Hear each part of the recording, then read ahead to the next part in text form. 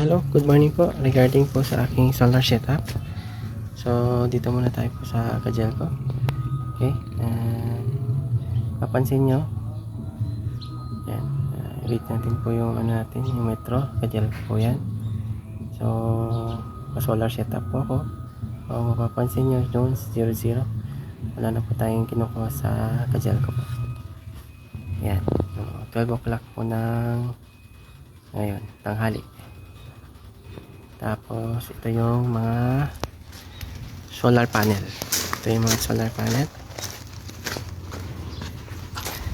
Ito po, medyo makulimlim. Kanina, medyo mainit. Ngayon, makulimlim siya. So, ito yung aking solar, yung solar panel na kinabit po sa aking bubong. Anim po na yan, solar panel. 620 watts po ang isa. So, anim na panel. Okay. Kanina umaga, nag-charge na kami ng e-bike. So, wala na kami kinukuha sa grid. Nag-charge namin ng e-bike. So, pasok po tayo sa bahay. So, ito po ang aking solar setup. Ayan po.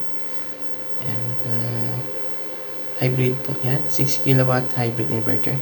Na unearned po siya. Ayan. Ito po yung display po niya. Okay. Ito po yung mga SPD devices. Yan. Ito po ang battery. 15 kilowatt.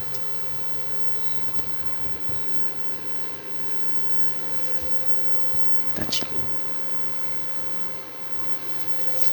Okay, sa ngayon, 12 o'clock po ng tanghali. Yan.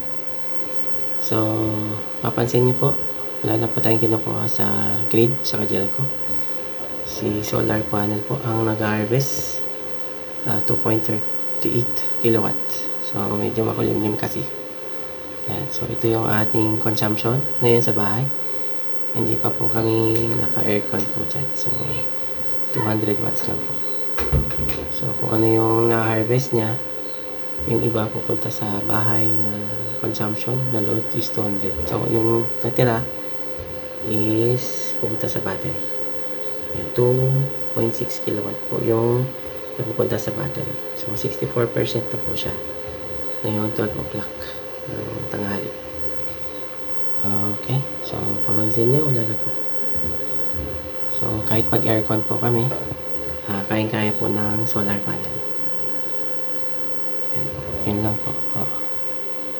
Yeah, 12 o'clock ng umaga. So, yun lang muna. Salamat. May mga inquiry kayo, chat lang po. Chat lang po tayo. So, okay. Salamat.